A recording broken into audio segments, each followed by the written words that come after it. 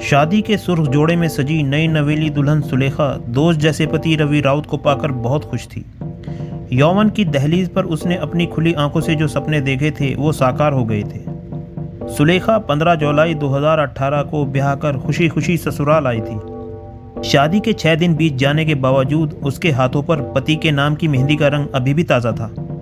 लेकिन अचानक एक ऐसी घटना हो जाती है जिसने दोनों पति पत्नी की ज़िंदगी को बदल कर रख दिया था। तो आखिर क्या हुई थी वो घटना, जानने के लिए आप कहानी के अंत तक बने रहें। यकीन मानिए आप कहानी को सुनकर सोचने पर मजबूर हो जाएंगे।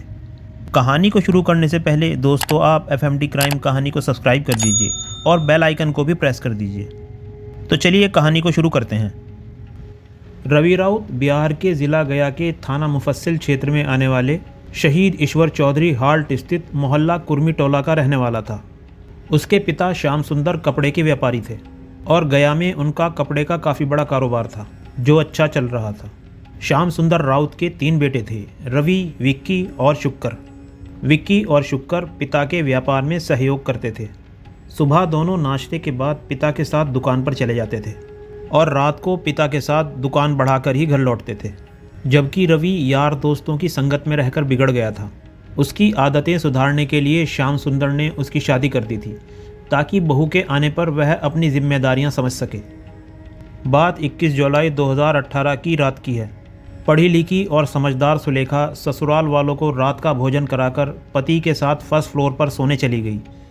दिन भर की थकी हारी सुलेखा को बिस्तर पर लेटते ही नींद आ गई और रवि भी सो गया। रात में अचानक सुलेखा की दर्दनाक चीख सुनकर रवि उठ बैठा। पत्नी की तरफ देखा तो सन्न रह गया। सुलेखा के गले से तेजी से खून बह रहा था। ऐसा लगा जैसे किसी ने तेज़धार चाकू से उसका गला रेतकर उसकी हत्या करने की कोशिश की हो। खून देखकर रवि घबरा गया। उसकी समझ में कुछ नहीं आ रहा था। उसने जल्दी से सुलेखा के गले पर चादर लपेट दी ताकि खून बहना बंद हो जाए। तभी अचानक रवि की नज़र एक महिला पर पड़ी जो अपना चेहरा कपड़े से ढके हुए थी और उसी कमरे से निकलकर बाहर की ओर भाग रही थी। उस महिला से आगे 2 और महिलाएं भी भाग रही थी। इससे पहले कि नकाबपोश महिला भागने में सफल हो पाती, सुलेखा की चीख सुनकर उसके देवर विक्की और शुक्कर कमरे में आ पहुंचे। फिर रवि और उसके दोनों भाइयों ने दौड़कर नकाबपोश महिला को पकड़ लिया और उसकी जमकर पिटाई की। नकाबपोश महिला जब बेसुध हो गई तो भाइयों ने उसके चेहरे से नकाब उतार दिया। रवि, विक्की और शुक्कर तीनों देखकर दंग रह गए। वह महिला तो रवि के जानने वालों में से थी। उसका नाम माया था और वह सूढ़ी टोला में रहती थी। उधर ज़्यादा खून बहने से सुलेखा की हालत बिगड़ती जा रही थी। इसी बीच रवि के भाई विक्की ने 100 नंबर पर फ़ोन करके इस घटना की सूचना पुलिस कंट्रोल रूम को दे दी।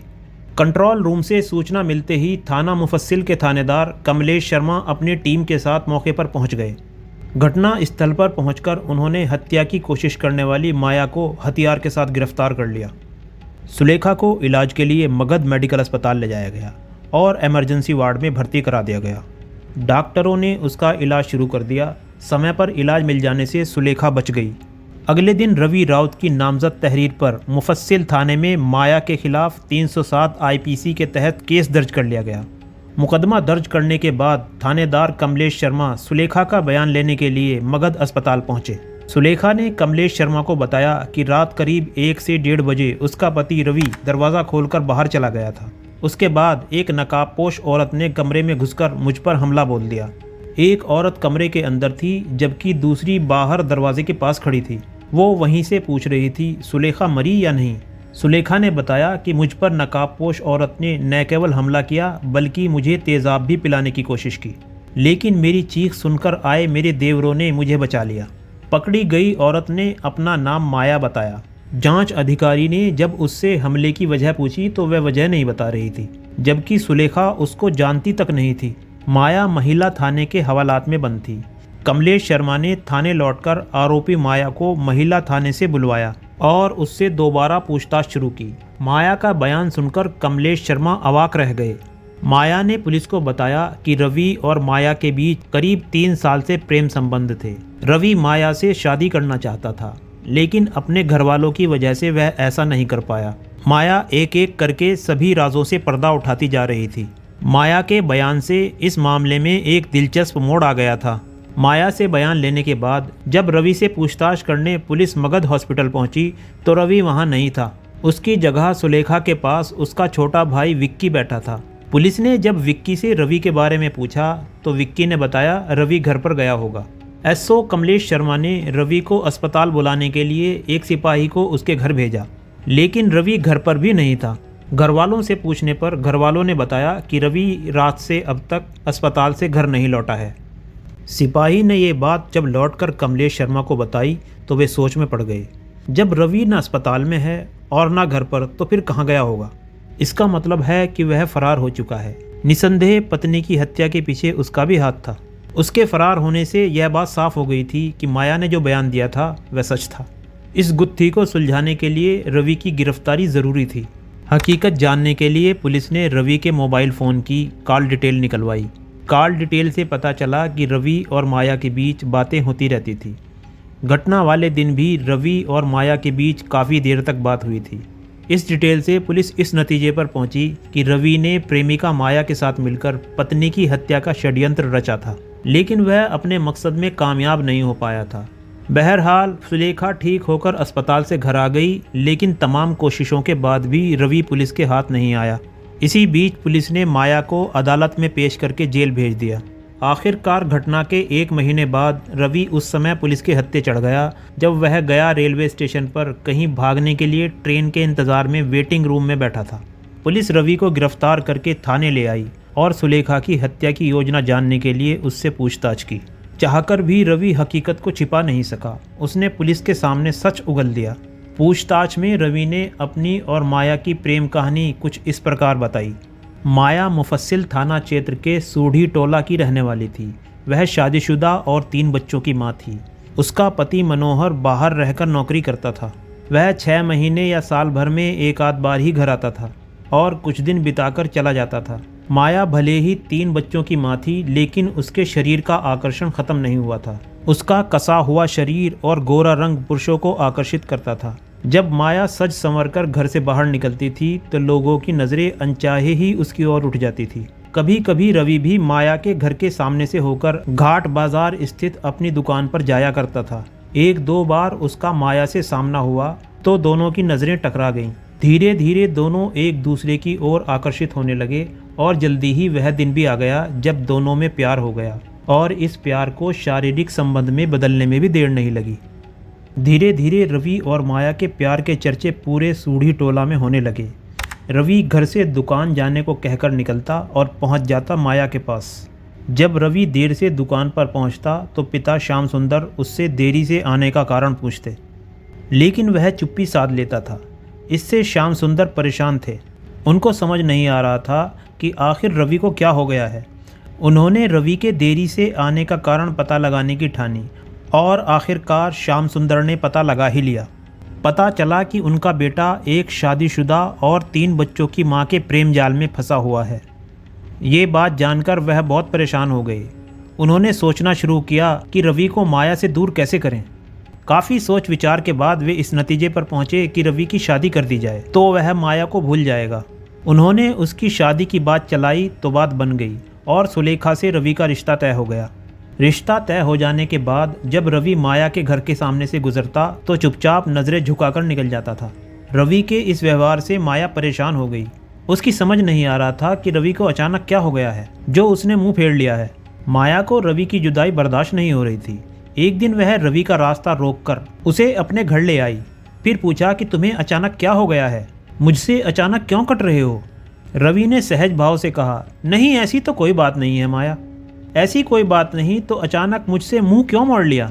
माया अब हमारा मिलना संभव नहीं है। रवि ने नज़रें झुकाकर कहा, क्यों संभव नहीं है हमारा मिलना?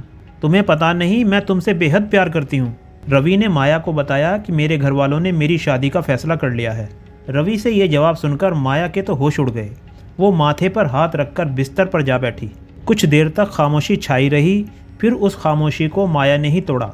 आखिर क्या समझ रखा है मुझे तुमने? मैं कोई खिलौना नहीं हूँ। जब चाहे खेला और जब चाहा छोड़ दिया। मेरी ज़िंदगी बर्बाद करके तुम किसी और से शादी रचाओगे? तुमने ये सोच कैसे लिया? क्या मैं ऐसा होने दूंगी? मेरे जीते जी ऐसा हरगिज़ नहीं हो सकता। मेरी बात समझने की कोशिश करो माया। रवि माया के सामने हाथ जोड़कर गिड़गिड़ाने लगा।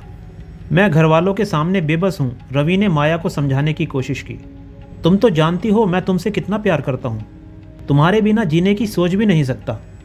मैं कुछ नहीं सुनना चाहती, तुम्हें जो भी करना है करो, लेकिन मैं तुम्हारी शादी नहीं होने दूंगी। माया ने रवि को धमकाया। रवि काफ़ी देर तक माया को समझाता रहा, लेकिन माया ने रवि की शादी की बात स्वीकार नहीं की। उसने खुलकर कहा कि अगर उसने किसी और से शादी की तो इसका अंजाम बहुत बुरा होगा। उस दिन के बाद से रवि ने न तो माया से बात की और न ही मिला। माया ने सपने में भी नहीं सोचा था कि रवि उसे धोखा देगा और किसी दूसरी लड़की से शादी कर लेगा। उसकी बेवफाई से माया घायल नागिन की तरह हो गई और उसके सीने में बदले की भावना धधकने लगी। यह मई 2018 की बात है। माया भले ही रवि से बदला लेने के लिए घायल नागिन बन गई थी, लेकिन रवि की जुदाई में वो कहीं ज़्यादा तड़प रही थी। उधर रवि भी माया के विरह की आग में जल रहा था। अंततः उससे रहा नहीं गया और 1 महीने के बाद वो माया के पास लौट आया और सारे गिले शिकवे भुलाकर माया ने उसे प्यार के आंचल में जगह दे दी। रवि ने माया से कहा कि माँ बाप की खुशी के लिए वह सुलेखा से शादी ज़रूर कर रहा है, लेकिन उसे कभी वह अपनी पत्नी का दर्जा नहीं देगा और मौका मिलते ही उसे अपने रास्ते से हटा देगा।